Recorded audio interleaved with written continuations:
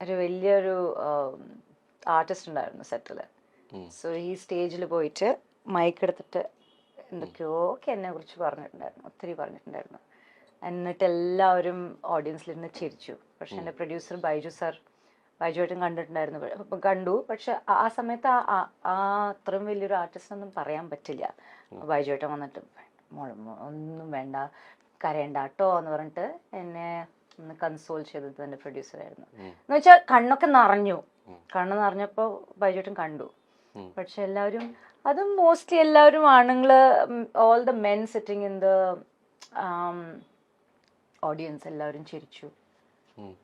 അത്രയൊന്നും ചെയ്യരുത്. അത് റാഗിങ് ആയിട്ടാണ് ഞാൻ കൺസിഡർ ചെയ്യുന്നത്.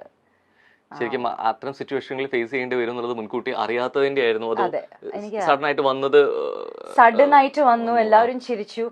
C it's okay, I can make A joke at my self.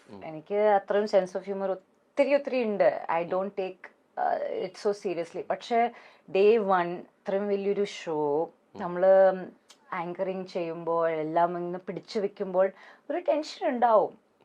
പിന്നെ തന്നെയാണ് ഞാൻ അവിടെ ഞാൻ ആരും അറിയില്ല, നോ ബഡി. എല്ലാവരും ഞാൻ ഇന്ന് രാവിലെയാണ് ഫസ്റ്റ് ടൈം കണ്ടിരിക്കുന്നത്. അപ്പോൾ ചെറിയ ഏജും കുറച്ച് കുറവാണ്. അപ്പോൾ ആ സമയത്ത് ഇത്രയും ടെൻഷനിൽ പെട്ടെന്ന് ഇങ്ങനെ ആരെങ്കിലും എടുത്തു വെച്ച് പറഞ്ഞാൽ, അതും വെറുതെ ചെറിയ ജോക്കൊന്നുമല്ല, ഒത്തിരി ഇഷ്ടപ്പെട്ടു. അതൊരു അറ്റ്ലീസ്റ്റ് ഒരു 2-3 മിനിറ്റ്സ് എന്നെ കുറിച്ച് ഇങ്ങനെ ബാക്ക് ടു ബാക്ക് പേരെടുത്ത് വിളിച്ച് കളിയാക്കുക മൈക്കിൽ സ്റ്റേജിൽ നിന്നിട്ട്. സോ ഇറ്റ്സ് മനസ്സിൽ തട്ടും. ട്രാക്ക് തന്നെയായിരുന്നു 100%. മലയാളം കണ്ട ഏറ്റവും ഹിറ്റ് ഷോ കൂടിയാണ് ആക്ച്വലി വോഡഫോൺ അല്ലെ, കോമഡി സ്റ്റാർ. ഒരു തുടക്കക്കാരി എന്നുള്ള രീതിയിലേക്ക് കിട്ടിയ സ്വീകാര്യതയും വളരെ വലുതായിരുന്നു അല്ലെ, ഒരു ആങ്കറായിട്ട് ഇത്രത്തോളം പോകും. പക്ഷെ എന്തുകൊണ്ട് അവിടെ പെട്ടെന്ന് കുറച്ച് നാളുകൾക്ക് ശേഷം അവിടെ ആങ്കറായിട്ട് ശ്രുതി മേനോനെ കാണുന്നില്ല? ജഡ്ജസ് ആണെങ്കിലും ബാക്കി ക്രൂ ആണെന്നുണ്ടെങ്കിലും ബാക്കി എല്ലാവരും അതേപോലെ തന്നെ നിൽക്കുന്നു. എന്തുകൊണ്ട് ആങ്കറിനെ പെട്ടെന്ന് മാറ്റി? ഇതേ രീതിയിൽ സഹകരിക്കാൻ പറ്റാത്തത് കൊണ്ടോ, അല്ലെങ്കിൽ വിട്ടുവീഴ്ചകൾ തയ്യാറാവുന്നതുകൊണ്ടോ, എന്തുകൊണ്ടായിരുന്നു? എനിക്കറിയില്ല റോഹൻ, ടു ബി ഓണസ്റ്റ്. ഞാൻ ചോദിച്ചില്ല. ആ ഷോനെ കുറിച്ച് എനിക്കൊന്നും നെഗറ്റീവ് പറയാനില്ല. ഫസ്റ്റ് ഓഫ് ഓൾ, കാരണം നെഗറ്റീവ് ഒന്നും ഇല്ല. ഈ ഒരു ചെറിയൊരു എക്സാമ്പിൾ ഞാൻ പറഞ്ഞത്, അതൊരു വേറൊരു ആർട്ടിസ്റ്റ് കളിയാക്കിയത്, ദാറ്റ് ഈസ് കംപ്ലീറ്റ്ലി ഡിഫറെൻറ്റ്. പക്ഷെ that show Vodafone comedy stars എനിക്ക് തന്നിരിക്കുന്നത് ഒത്തിരി കൂടുതൽ ഓൺലി പോസിറ്റീവ് മെമ്മറീസ് ആണ്, ആൻഡ് ബ്യൂട്ടിഫുൾ മെമ്മറീസ് ആണ്.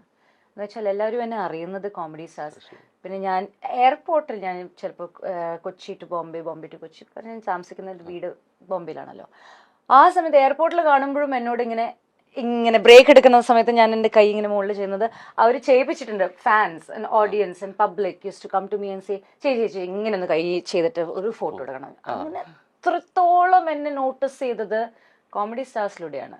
അപ്പോൾ I have only amazing things to say about comedy stars. And അവർ ആങ്കർ ചേഞ്ച് ചെയ്യാൻ ഇന്റേണൽ ഡിസിഷൻ ആണെങ്കിൽ ഓക്കെ, അതിനെ കുറിച്ച് ചോദിച്ചിട്ടില്ല. പക്ഷെ ജഡ്ജസ് അവരെന്നെ തുടരുന്നു. പക്ഷെ ഞാൻ കേട്ടിട്ടുള്ളത് ഓൾറെഡി ശ്രുതി മേനോനെ ആക്ച്വലി ജഡ്ജസ് ആയിട്ടുള്ള അഭിപ്രായ വ്യത്യാസങ്ങൾ ഉണ്ടായിരുന്നു എന്നത് ഒരു കാരണമായിട്ട് കേട്ടിട്ടുണ്ട്. ശരിയാണോ? Not at all, never. ഞാൻ ഓൺ ക്യാമറ പറയാണ്, ഒരിക്കലും ഇല്ല. ഇതാരെങ്കിലും റൂമേഴ്സ് സ്പ്രെഡ് ചെയ്തതായിരിക്കും. കാരണം ജഗദീഷ് ഏട്ടൻ വാസ് ലൈക്ക്, എന്താ പറയുക, ജഗദീഷ് ഏട്ടനെ പെർഫോം ചെയ്യുമ്പോൾ, അവിടെ ജഗദീഷ് ഏട്ടൻ സംസാരിക്കുമ്പോൾ, അല്ലെങ്കിൽ ഗ്രീൻ റൂമിലിരുന്ന് മേക്കപ്പ് ചെയ്യുമ്പോൾ, പാടുമ്പോൾ, എന്ത് വേണമെങ്കിലും ചെയ്യുമ്പോൾ ഒരു പഠിക്കാൻ പറ്റുന്ന ഒരു ബുക്കാണ് ജഗദീഷ് ഏട്ടൻ. About life, about you get to learn so much from him. ഒരിക്കലും ഇല്ല. പ്രൊഡ്യൂസേഴ്സിൻ്റെ കൂടെ ഒരിക്കലും ഒന്നും ഉണ്ടായിരുന്നില്ല. ബൈജുവേട്ടൻ, ഇപ്പോഴും ബൈജുവേട്ടൻ ഞാനും ഇടയ്ക്കിടെ സംസാരിക്കും.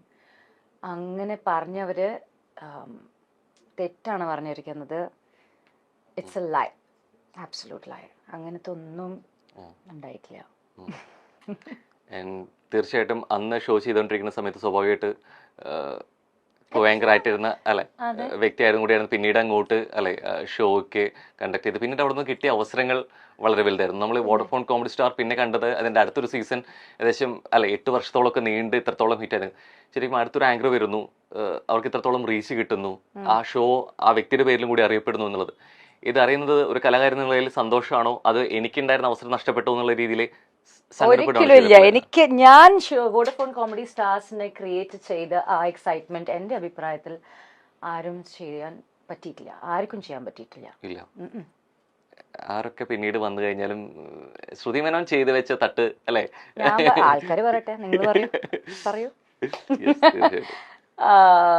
ആ ഡെഡിക്കേഷൻ, ആ ഒരു എനിക്ക് കിട്ടിയത് ഞാൻ തിരിച്ചു വോഡഫോൺ സ്റ്റാർസിന് കൊടുത്തിട്ടുണ്ട്, 100% കൊടുത്തിട്ടുണ്ട്. ആൻഡ് എൻ്റെ അഭിപ്രായത്തിൽ അത് ഞാൻ എന്താണ്,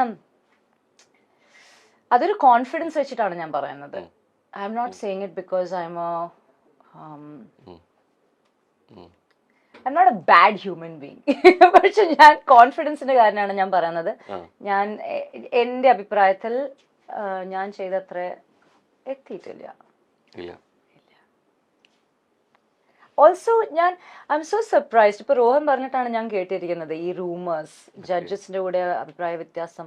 കാരണം ജഡ്ജസ് ഞങ്ങളെല്ലാവരും ഒരുമിച്ചിരുന്ന് എത്രത്തോളം നമ്മൾ എൻജോയ് ചെയ്തിട്ടാണ് ഷോ ഷൂട്ട് ചെയ്തിരിക്കുന്നത്. യുനോ, അതായത് രാവിലെ തൊട്ട് തുടങ്ങിയ എനർജി ഈസ് ഹൈ, എല്ലാവരും ഒരുമിച്ച് ചിരിക്കും, കളിക്കും, പാട്ട് പാടും, അങ്ങനെ ഒരിക്കലും ഒന്നും വന്നിട്ടില്ല. സോ എനിക്ക് തോന്നുന്നു ആ ഒരു കെമിസ്ട്രി ജഡ്ജസിന്റെ കൂടെ ആർക്കും കൊണ്ടുപോകാൻ പിന്നീട് പറ്റിയിട്ടില്ല.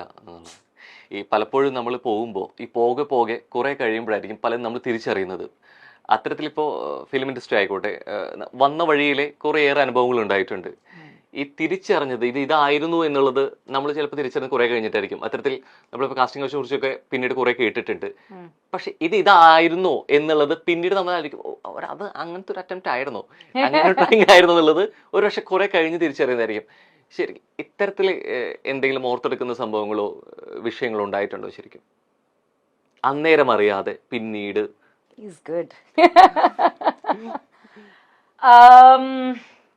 തീർച്ചയായിട്ടും ഉണ്ട്. അഗൈൻ ഞാനൊരു ഫ്രണ്ട്ലി നേച്ചർ ആയൊരു പേഴ്സണാലിറ്റിയാണ്. പ്ലസ് കേരളത്തിൽ നല്ല ഞാൻ പഠിച്ചതും വളർന്നതും ബോംബെയിലാണ്. അപ്പോൾ ഞാൻ നേരത്തെ പറഞ്ഞ കൾച്ചർ ഷോക്കിൻ്റെ പോലെ ഞാൻ ഓപ്പണായിട്ട് സംസാരിക്കുമ്പോൾ ഞാൻ പടങ്ങളൊക്കെ ചെയ്യുമ്പോൾ ചില ആക്ടേഴ്സ്, സീനിയർ ആക്ടേഴ്സ്, വളരെ പോപ്പുലറായ ആക്ടേഴ്സ്, അവരുടെ ഒരു ഇംപ്രഷൻ എന്ന് വെച്ചാൽ ഈ കുട്ടി ലൂസ് ക്യാരക്ടേർഡാണ്. അത് ഞാനല്ല, എനിബഡി, ഏത് പെൺകുട്ടിയായാലും ശരി. പിന്നെ പെൺകുട്ടികളെ ഒരു പ്രോപ്പർട്ടി, ഇത് നമ്മുടെ പ്രോപ്പർട്ടി ആണ്, എൻ്റെ പടമാണ്, അപ്പോൾ എൻ്റെ പ്രോപ്പർട്ടിയാണ്, ആ രീതിയിൽ ബിഹേവിയർ ഉണ്ടായിരുന്നു. അത്ര ഞാൻ എക്സ്പീരിയൻസ് ചെയ്തിട്ടുണ്ട്. അത് എന്നോട് ചോദിച്ചിട്ടുണ്ട്, നിനക്കെന്തിനാണ് ഇത്ര നാണം, നിനക്കെന്താ നാണം എന്ന് എന്തൊക്കെയൊക്കെ ഡയറക്ടേഴ്സ് ചോദിച്ചിട്ടുണ്ട്. നിനക്കെന്തിനാ ഇത്ര നാണം? അതും പബ്ലിക്കില് സെറ്റിൽ നിൽക്കുമ്പോൾ, ഷൂട്ട് ചെയ്യുന്ന സമയത്ത് ഓവർ ദ മൈക്ക് അങ്ങനത്തെ ഹറാസ്മെന്റ്, ചെറിയ ഹറാസ്മെന്റ്സ് ഞാൻ എക്സ്പീരിയൻസ് ചെയ്തിട്ടുണ്ട്. ചെറിയത് ഞാൻ പറയുന്നത് ചെറുതല്ല, പക്ഷെ ഐ സേ സ്മോൾ, കാരണം ഇപ്പോഴും ഇൻഡസ്ട്രിയിൽ നമ്മുടെ പെൺകുട്ടികൾ ചിലപ്പോൾ ഹറാസ്മെന്റ് ഇതിനേക്കാളും ഞാൻ എക്സ്പീരിയൻസ് ചെയ്തേക്കാളും വലിയ എക്സ്പീരിയൻസ് ഉണ്ടാവാൻ. റിയാക്ട് ചെയ്തിരുന്നു? ഞാൻ റിയാക്ട് ഇല്ല.